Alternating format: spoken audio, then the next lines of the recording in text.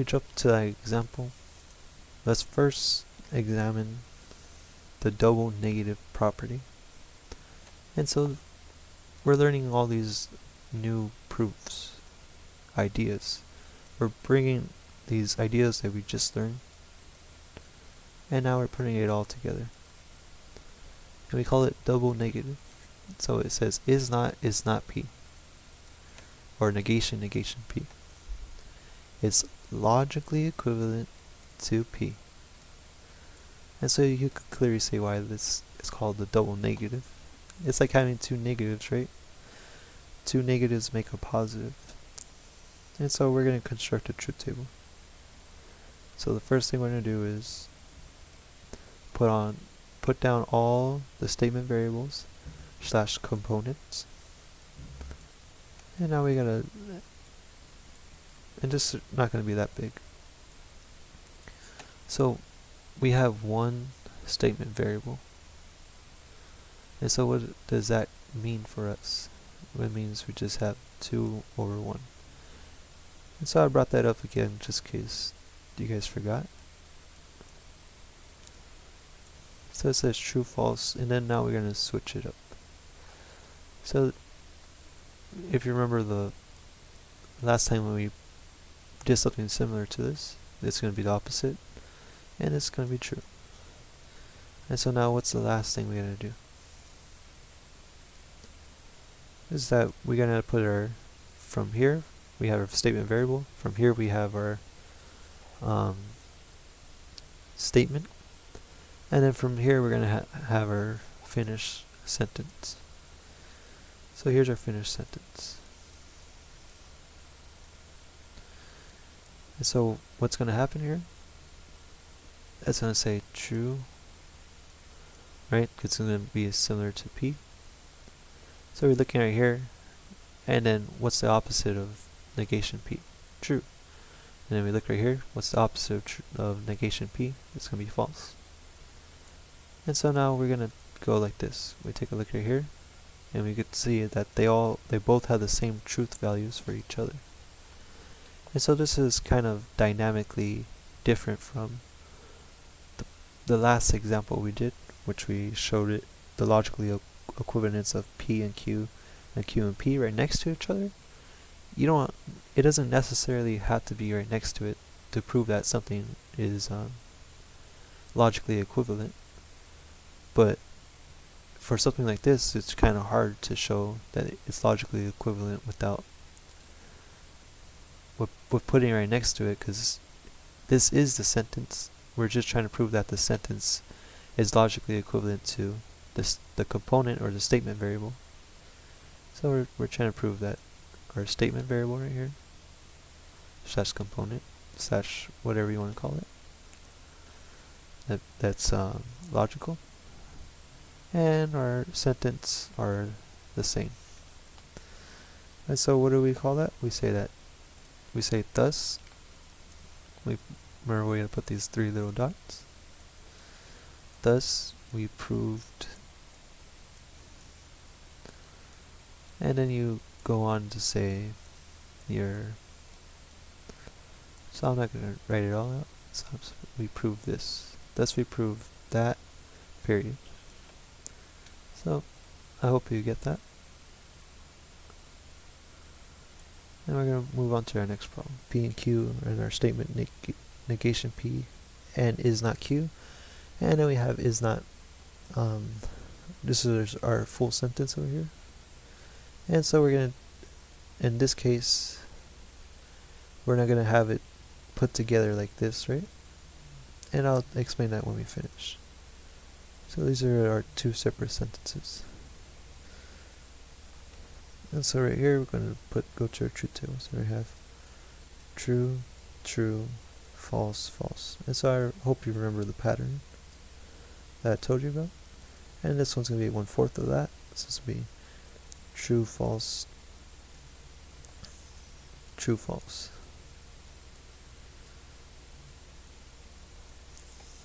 And so now we look at P and Q. And then what do we get? We get true, false, false, false. And why is that? Because there's a pattern right here, right? if you wrote it out in order of that I told you, the pattern that's more efficient, most efficient, then you know that this is going to be true, false, false.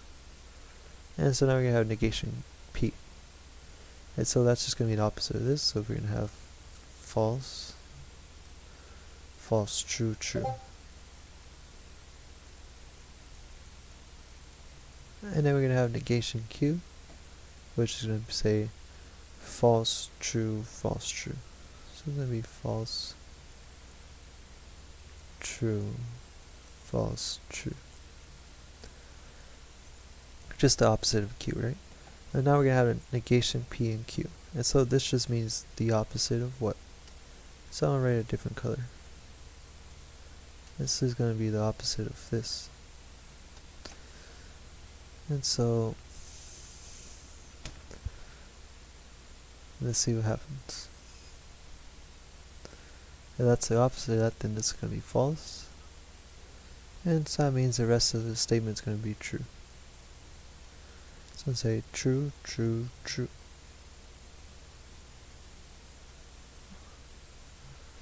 So what's this last part say?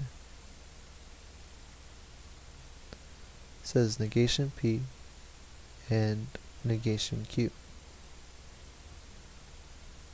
So let's think about it. What are we going to look at? We're going to look at negation P and negation Q. And so what does that give us? This first two are false. And so we know with the end statement, both the statements need to be true. So it's going to be false, false, false, and the last one's going to be true.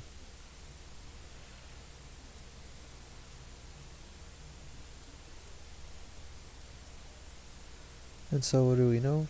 We know that this isn't logically equivalent. That's not equal to that. That's not equal to that. And so therefore, from our rows 2 and 3, so this is row 2, this is row 3, so 2 and 3, this statement is not logically equivalent. So that's the answer for that. And then I'm going to show you a real example right now.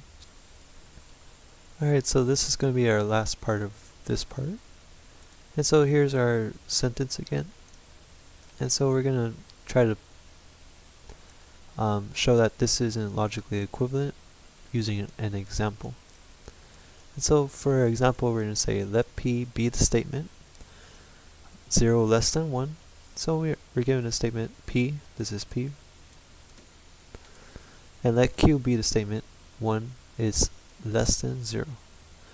Then the negation P and Q is, it is not the case that both, right here this is P, 0 less than 1, and this is Q, 1 greater than 0, which is true on the other hand, so this is true, right?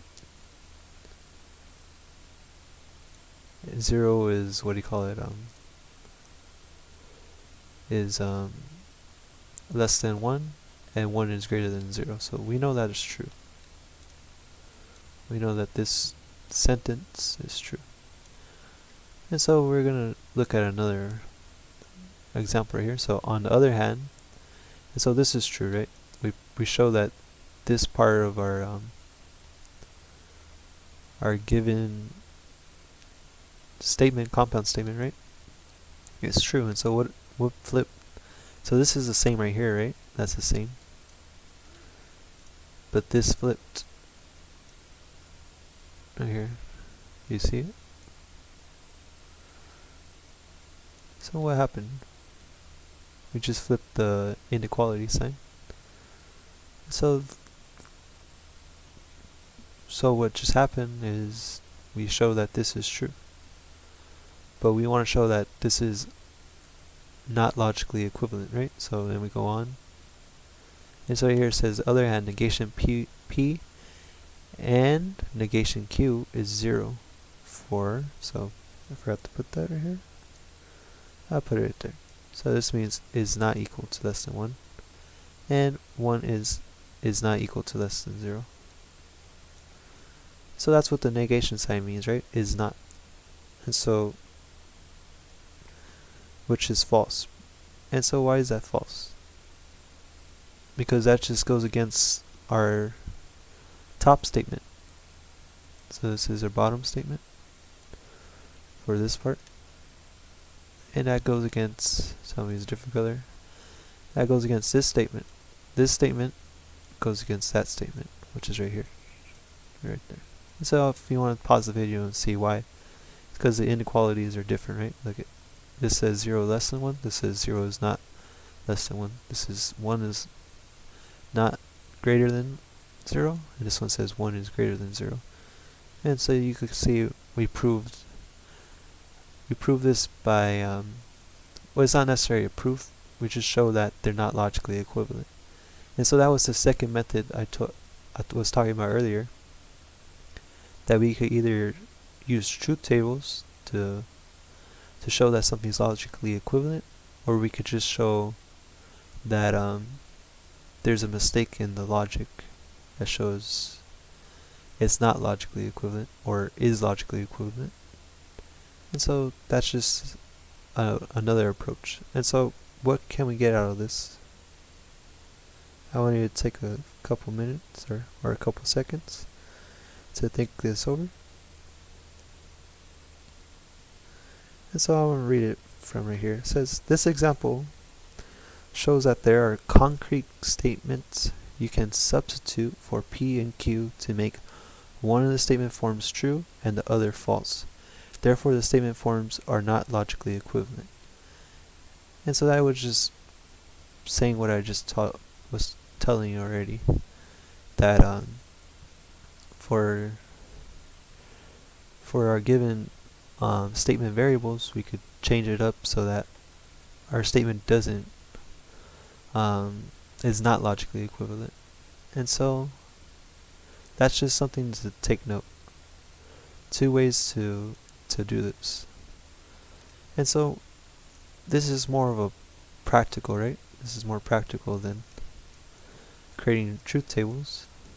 Why? Because when you create truth tables, it's more of in like a theoretical sense, because you need to denote what P and Q are, like right here, right?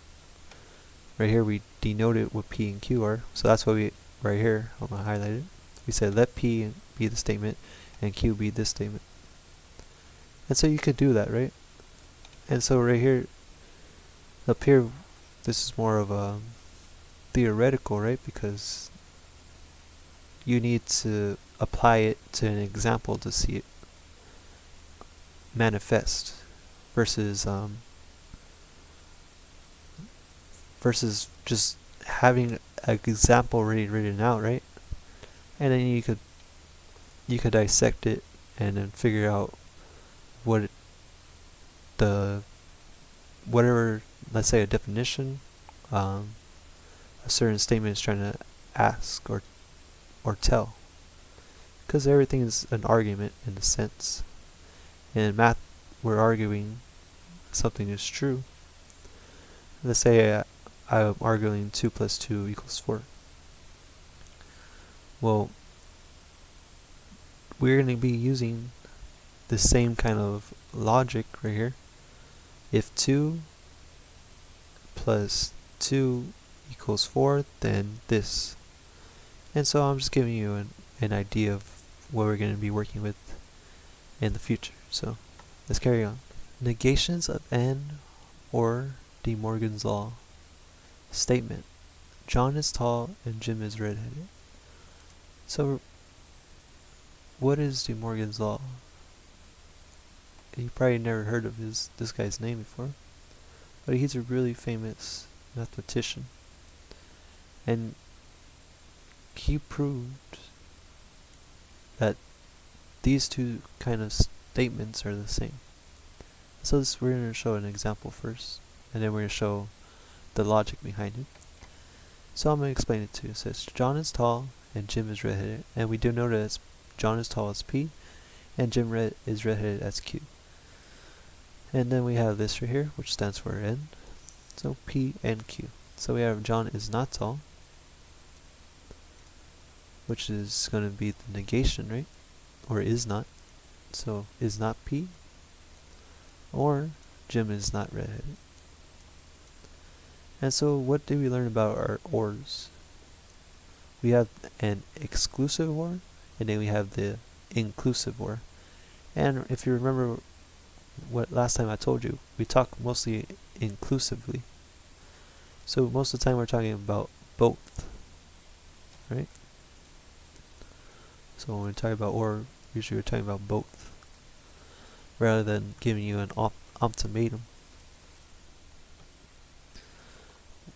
We need to make a truth table. And if you feel like you understand this, I highly suggest that you you do it yourself. If not, then I'm going to do it right now. So what's the first thing we need to do? We need to put our P's and Q's, our statement variables. And before that, I'm just going to put this out because this is really easy, right? I don't know what example this is, but we've been doing this for a while. True, false, true, false. And so that's the easy part. The hard part's past that, right? And once we do a lot of these, this will get easy. The hard part's going to be over here. And once you do a lot of these, everything's going to be easy. So we got the negation P, right? Negation Q, because that's what this is saying right here. Negation P, negation Q, and P and Q. And so this truth table looks similar to another truth table we did. But it's not the same because we flip it. We flip the and the or. Last time we were trying to prove that Jim is not tall and Jim is not redheaded was logically equivalent to saying John is tall and Jim is redheaded. And so now our final thing that we're going to do is we're going to show that they're logically equivalent. So we're going to put the negation P and Q. I think I skipped this step, which I'll go back right now. So you probably were wondering where this came from, and I'll show you right now. We're trying to prove the law. So I didn't put the law down. So give me a second. Alright, right here. So I'm going to make a separate video on this, and I'll prove it both ways. And I'll prove all the laws. But for right now, just bear with me. And we're going to prove the law this way, from the left hand side. And I'll show you that in the video. Right now, don't worry about much, just focus on understanding. We'll get a lot of practice later. So negation P and Q is logically equivalent, right? That's read logically equivalent to negation P or negation Q. So negation P is going to be the opposite, so it's going to be false, false, true, true. So this should be pretty easy for us now. So negation Q should say false, true, false, true. Alright, we're having some fun now. P and Q. And remember we said if by the order, the first one's going to be true, the rest of them are going to be false. If you have it in the right order. Of course, if you have it in the wrong order, you're going to get it wrong anyways. So, not saying that your method would be better or easier. I'm just saying that if you didn't do it the right way anyways, you're going to get it wrong. So that's another topic. Just try to do it the way I show you. So negation P and Q. It's going to be the opposite of this. Remember what we did that? But that was for the different question, different sentence. So this is our sentence, right? I'm just trying to concrete these ideas. So this is our sentence. This is a compound statement. This is a statement. This is a statement. This is our statement variables / statements. And I hope this is starting to get familiar with this. Alright, now we have negation P or negation Q. And so now we're going to look at these two tables. And then we're going to look at the truth values. So it says false, false. That's going to be false. It's going to say, let's see if I did it right. False, true. Yeah, so it's or statement, right? So it could be one has to be true. True, false. That's going to be true. And it says true, true. And so how do you know you did this right? Well, it's going to always going to be logically equivalent, right? F is going to be logically equivalent to F, so both these statements are going to be false, right? If given a statement variable and we plug it into both these statements, they're going to give us the same outcome. And so that if we plug in something here and it ends up becoming both false, then they're logically equivalent. If we plug in something here, they're both true, then it's logically equivalent. And right here too, and etc. And so what do we know? Well, we just saw that these are logically equivalent. And so what do? If you remember, we say thus. And so you could write the English word, or you could write out I want you to get familiar with this. Thus we proved. Thus, or not we proved, thus. And then bring this down because I'm not going to write it out, just so you save some time. Thus this is logically equivalent to this. So you just got to bring this down and then the whole thing. So you're just wondering, like, what is he talking about? Bring the whole thing down, put this in front of it, and then you have your answer. Thus, negation P and Q in parentheses is logically equivalent to negation P or negation Q. So this is really important, and I want you to take note of this because this is, like I said, really important. And if you're still confused, like I said, I'm gonna prove everything, so all the laws. So don't worry about it. So these are some standard definitions for De Morgan's law. The first one says the negation of an and statement. So what do we remember we just did, right? He said the negation P and Q is logically equivalent. So I hope you guys are getting the hang of this and getting the hang of reading our statement. So we already are here. We read this part. It says the negation, which means this, of an and statement is logically equivalent. And it didn't say the kind of statement variables are in there, but it was self-evident or proclaiming it, saying that you already know it, right? We don't want to give you a whole definition. So to the or statement. And so why did I take the time to explain all these small details to you? So you can start thinking logically to the or statement, which each component is negated. And so that's why I do it. Not because I want to waste your time or something. I just want to pose these ideas on you. And so right here we have the negation of an or statement. It's logically equivalent to the and statement in which each component is negated. And so feel free to try to do this yourself. If not, then follow along. So the negation of an or statement, which says P or Q. So it's going to be the same kind of concept, which is logically equivalent to the and statement. And so right here we're going to have an and statement. It's going to be, say, the and statement in which each component is negated. So it's negation P and negation Q. And so that's just the two different ways our De Morgan laws work. And we're going to prove both of them, which we just proved one of them already. And then let's see which one we did. I think we proved this one, yeah. And so in a video I'm going to prove this one. So try to prove it on your own if you think you know what to do. So apply De Morgan's law. Write negations for each of the following statements. Alright, so we're given statements in more of a written form. We say informal sometimes, and they say all kinds of words for this, but let's carry on. It says John is 6 feet tall. So what's the first thing we need to do? We need to establish what our P's and Q's are, or statement variables, components, etc.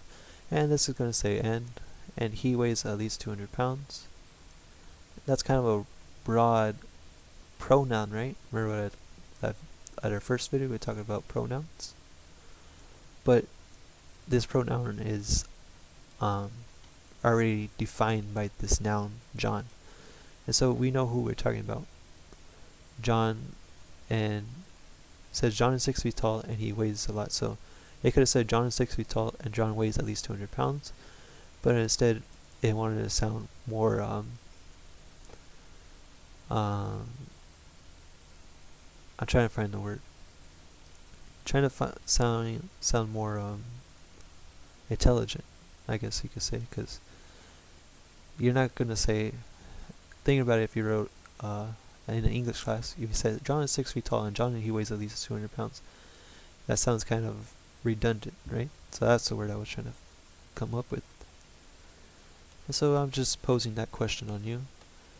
When you're writing your proofs, sometimes you could lose points for sounding redundant, and you don't want to do that, right? So we're getting a little better at understanding this concept, and so I want you to start understanding these ideas.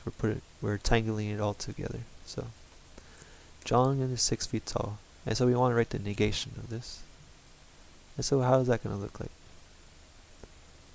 If you were to look at our De Morgan law, we know that this means not P and Q, and so we want to negate this statement. So this is our statement, P and Q. So I put it into parentheses. So let's say this square boxes are parentheses. Now I want to negate this. And so we're going down here and we're trying to negate it. And we say that it is logically equivalent. And what's that logically equivalent to? If you remember, it's going to be the opposite of, so we're going to have negated P and Q's. So everything just flips upside down. You could just think of it like this. If this is going down, let me do a better thing. If this is pointing up, now it's going to be pointing down. If this is pointing down, now it's going to be pointing up. So that's just another way to see this idea. If the or is pointing, which is up, it's going to be pointing down. So this is going to be an or statement. So it's going to say negation P or negation Q. And so how would we write that in an informal way? We would have to say John is not 6 feet tall, and so we're going to say it this way, or he weighs less than. So that's probably better, because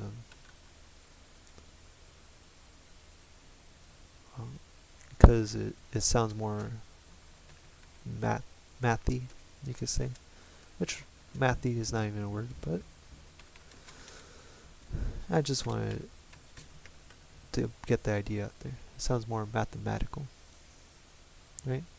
So John is not 6 feet tall, or weighs less than 200 pounds. So it's like John is not 6 feet tall, or he weighs less than 200 pounds. That's supposed to say here. And so that's our answer. So let's go on to the next question. And if you want to try it yourself, try it.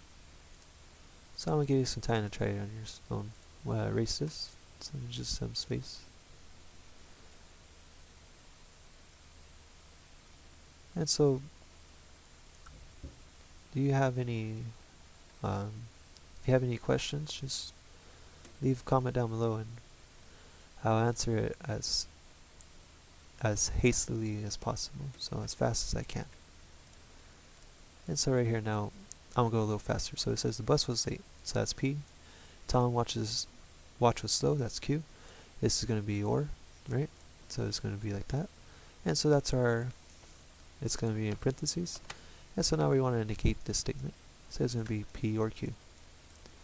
And sorry, if I'm going too fast, I'm just going fast because I'm making the assumption that you paid attention to the first one. And if not, we could just go back or look at this slower, right? So we have negation P or Q. That's going to be logically equivalent to, what do you think? If you remember, it's just going to be the negation of P and the negation of Q. And we're going to flip it over, and that's going to be our statement. And so now we're going to have the statement again, but now we're going to have the informal statement, or the English statement, and we're going to have to put it, the bus was not late, so bus was not late, right? And, right, because we're flipping the or to end. And Tom's watch was not slow.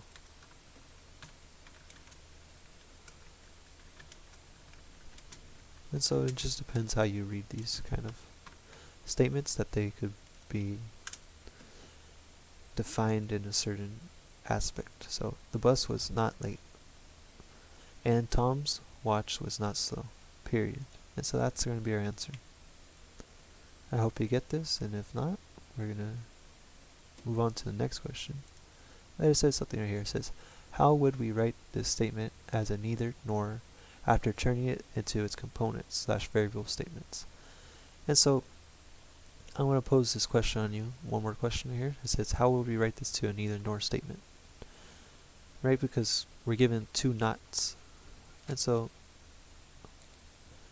we remember what that means, which I'm going to write over here just really fast. As I say, neither P nor Q, right? So as I say, neither P nor Q. Something really basic we learned a while back. So we would have to say, neither was the bus late, nor was Tom's watch slow. And so that's one way you could phrase it, right? We could, like I said, there's not really a wrong way to do this if you do it the right way, right? If you include the terminology, and if it sounds logically coherent in terms of being similar to our original statement. And so that's what we need to know. So neither was the bus late, nor was Tom's watch slow.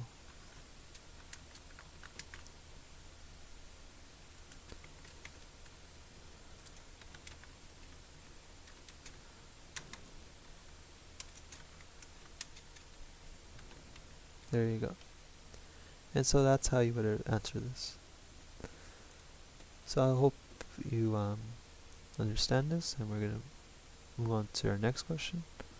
And before that, I'd like to say thank you guys for watching this video, and if you want to see more content like this, please let me know. I know this has been a long chapter, and it's because, like I said, this is a lot of new ideas, and most of these new chapters are going to have a lot of new ideas, so feel free to give a like to the video if you liked it, and please subscribe because it helps my channel grow, and it will help me keep making videos like these for you guys, and for everyone else in the future. So thanks everybody, and